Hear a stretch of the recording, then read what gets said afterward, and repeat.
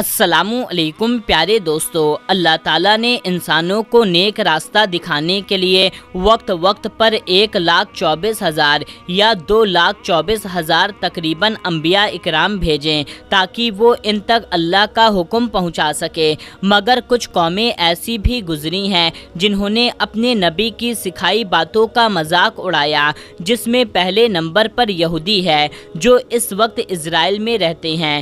آج دنیا کے نقشے میں اسرائیل ایک ایسا دیش ہے جو انسانیت کے دشمن ہے۔ یہاں بسنے والے یہودی دنیا کے امن سکون کو تباہ کرنے پر تلے ہوئے ہیں، لیکن اگر ان کے خود کی زندگی اور رسم و رواج کو دیکھا جائے تو ہمارے لیے ان کو انسان کہنا بھی مشکل ہو جائے گا۔ آج کی اس ویڈیو میں ہم اسرائیل اور یہودیوں سے جڑی کچھ ایسی شرمناک حقیقت آپ کو بتائیں گے کہ جن کو سن کر کے یقیناً آپ ان سے نفرت کریں گے، اور اس کے ساتھ ساتھ ہم آپ کو یہ بھی بتائیں گے کہ یہودی عورتوں کو کس طرح سے ظلم زیادتی کا نشانہ بنایا جاتا ہے۔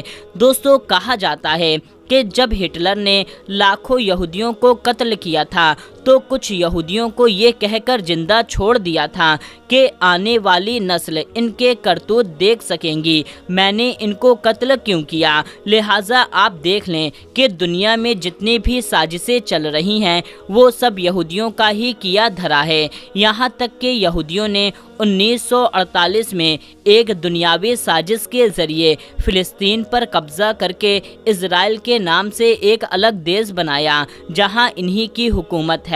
دوسرے مذہب کی طرح یہودی مذہب میں بھی کچھ دن خاص ہوتے ہیں، جیسا کہ یہودی اور کچھ عیسائی لوگوں میں سبت عبادت کا دن ہے، اور اسے یہودی میں عبادت کے دنوں میں سب سے خاص مانا جاتا ہے۔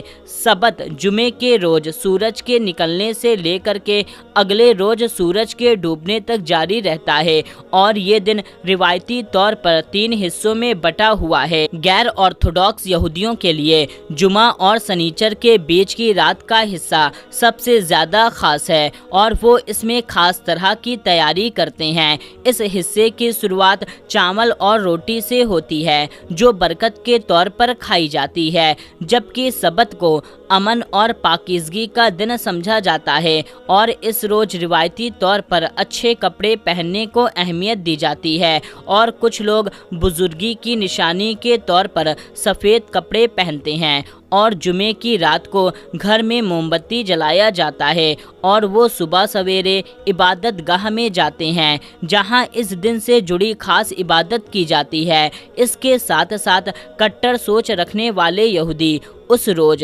تمباکو کھانے، پٹاخے پھوڑنے، محنت مزدوری اور گاڑیوں میں سفر کرنے سے بھی منع کرتے ہیں۔ دوستو، اگر یہودی مذہب میں شادی کی بات کی جائے تو یہودیوں میں شادی کا طریقہ بالکل سمپل اور دلچسپ ہے، جس میں منگنی کا اعلان شادی سے پہلے کر دیا جاتا ہے۔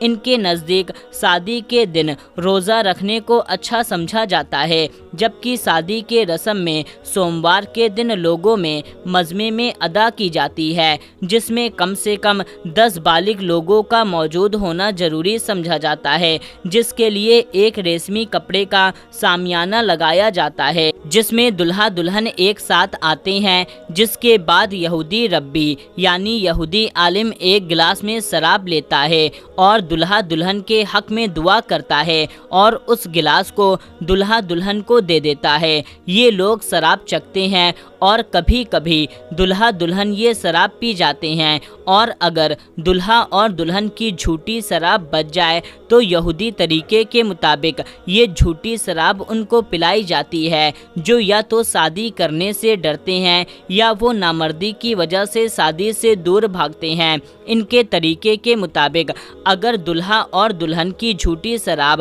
کسی نامرد کو پلا دی جائے تو وہ جلد اس نامردی سے چھٹکارا پا جاتا ہے۔ پھر دلہا دلہن کی انگلی میں انگوٹھی پہناتے ہوئے عبرانی زبان میں کہتا ہے، یہ دیکھو تم اس انگلی کے ذریعے سیدنا موسیٰ علیہ السلام اور اسرائیل کی رسموں کے مطابق میرے ساتھ جڑ چکی ہے۔ پھر شادی کے عہد نامے کو عربانی زبان میں ربی زور زور سے پڑھتا ہے، جس کے بعد شراب کا ایک گلاس لیتا ہے और दुआ करके फिर दुल्हा दुल्हन को दे देता है, जिसे वो दोनों चख लेते हैं। यहूदी मज़हब में शादी की बहुत ही ज़रूरी रस्म गिलास तोड़ना है, जिसमें दुल्हा दुल्हन शराब पीने के बाद गिलास को ज़मीन पर रखते हैं और दुल्हा गिलास को अपने दाएं पांव से तोड़ता है। सब लोग इनको खुश नसीब कहते हैं। इस गिलास के तोड़ने की वजह ये बताई जाती है कि यहूदी इतिहास में जो इन पर जुल्म ज़्यादती हुई है उनकी याद में ये गिलास तोड़ा जाता है, ताकि शादी जैसे खुशी के मौके पर भी उस जुल्म ज़्यादती को याद रखा जाए। जबकि कुछ यहूदियों के नज़दीक इस गिलास को तोड़ने का मकसद ये है कि गिलास के टुकड़े ये बताते हैं कि दुल्हा दुल्हन तब तक शादी के बंधन में रहेंगे, यानी इनकी शादी तब तक कायम रहेगी। यहूदियों में शादी में निकाह नामे भी बहुत ख़ास हैं। इसके बगैर शादी का ख्याल भी नहीं किया जा सकता। इस निकाह नामे को यहूदी मज़हब में इजदिलामे ताबूता कहा जाता है। इस निकाह नामे में दुल्हा ये वादा करता है कि वो अपनी बीवी को मेहर देगा जो तलाक या इसके मरने की सूरत में इसके काम आएगा, और वो ये भी वादा करता है वो अपनी बीवी की तमाम ज़रूरतों को पूरा करेगा, इसकी जिस्मानी ख्वाहिशात को भी पूरा करेगा। ये निकाह नामा वहाँ मौजूद लोगों के सामने ज़ोर ज़ोर से पढ़ा जाता है, ताकि लोग इस निकाह नामे को सुन सकें और इस पर गवाह बन सकें। यहूदी इसे बहुत कीमती और मुबारक मानते हैं, इसलिए इसे बहुत खूबसूरत अंदाज में फ्रेम करवा के घर में लगा दिया जाता है। बाकी मज़हब इस्लाम की तरह यहूदी मज़हब में भी औरतों को देन महर दिया जाता है, लेकिन यहूदी कानून में महर को औरत की ज़िंदगी गुजारने का ज़रिया नहीं समझा जाता, इसलिए इसे इतनी अहमियत नहीं दी जाती। इसी वजह से यहूदी कानून में इसका ज़िक्र इशारतन तो मिलता है, मगर सहारतन इसका ज़िक्र नहीं मिलता। बाइबल में भी इस महर का ज़िक्र इशारतन मौजूद है, जिसका तर्जुमा कुछ यूँ है: अगर कोई मर्द किसी कुंवारी को जिसका निकाह ना हुआ हो वो उसे फुसलाकर उससे मुबाशरत करे तो वो ज़रूर ही उसे महर देकर उसे ब्याह करे, लेकिन अगर उसका बाप हरगिज़ राज़ी ना हो तो उस लड़की को उसे दे दे तो वो कुंवारी के महर के लायक उसे रकम दे। दोस्तों, यहूदियों में शादीशुदा ज़िंदगी पर नज़र डाली जाए तो मालूम होता है कि इनके यहाँ औरत का मकाम बहुत नीचे है। इसकी वजह ये बताई जाती है कि हव्वा ने आदम के मना किया हुआ फल खाने पर उकसाया और इसी वजह से वो जन्नत से निकाले गए, और इसी बिना पर औरत को मर्द की गुलामी और हैज जैसी नापाकी और हमल के दर्द की सज़ा मिली। इसके अलावा यहूदी मज़हब में औरत की शादी शौहर की खिदमत और औलाद पैदा करने के लिए है, और अगर किसी के यहाँ कई साल तक औलाद ना हो तो वो बिल झिझक दूसरी शादी कर सकता है, और इस काम के लिए इसे अपनी बीवी से कुछ कहने सुनने की ज़रूरत नहीं है। इसी तरह निकाह के कानून की तरह तलाक का भी कानून है, यहाँ तक कि यहूदी मर्द जब चाहे छोटी सी गलती पर तलाक दे दे, और इनके मुताबिक इनको ये हक इनके मज़हब ने दिया है। यहूदी शरीयत में जब एक औरत की शादी हो गई तो फिर वो दोबारा शादी नहीं कर सकती। अगर किसी यहूदी औरत को उसके शौहर ने तलाक दे दी है तो वो फिर भी दोबारा शादी नहीं कर सकती, और ना ही किसी मर्द को उससे शादी करने की इजाज़त है। अगर किसी औरत का शौहर मर जाए तो उसके लिए यहूदी कानून में ये हुक्म रिवाज था कि वो अपने शौहर के भाई से शादी करे, और शादी होने वाला पहला बच्चा भी उसका नहीं बल्कि उसके मरहूम भाई का ही गिना जाता है।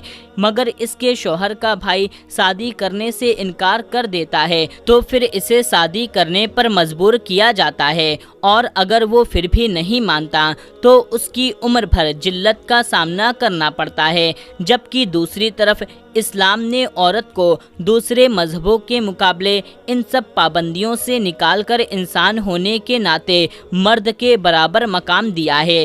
اسلام کے علاوہ باقی تمام مذہبوں نے، خاص کر پشچمی دیش جو آج عورت کی آزادی اور برابری کا درس دینے کی بات کرتے ہیں، لیکن ان کے معاشرے میں ہمیشہ عورت کے حق کو دبایا اور عورت کو اپنی جائیداد کی طرح سمجھا جاتا ہے۔ میرے پیارے دوستو، یہودیوں میں ایک اور دلچسپ رسم کیا جاتا ہے۔ اس رسم میں شامیانے میں جانے سے پہلے دلہا باراتیوں کے ساتھ مل کر کے خوشی کے گیت گاتا ہے، اور دلہن جب شامیانے آنے جاتی ہے تو اس کا چہرہ نقاب سے ڈھکا ہوتا ہے۔ اس شامیانے کا مقصد کچھ لوگوں نے یہ بتایا کہ اس سے دلہا اور دلہن پر سایہ کیا جاتا ہے، اور کچھ لوگوں کے حساب سے اس کا مقصد یہ ہے کہ وہاں موجود گواہ بننے والے لوگ اچھی طرح سے میاں بیوی کو دیکھیں۔ دھرم میں میاں بیوی کی شادی شدہ زندگی کو گہری اہمیت حاصل ہے۔ روایتی طور پر شوہر کے فرائض میں اس کا فرض ہے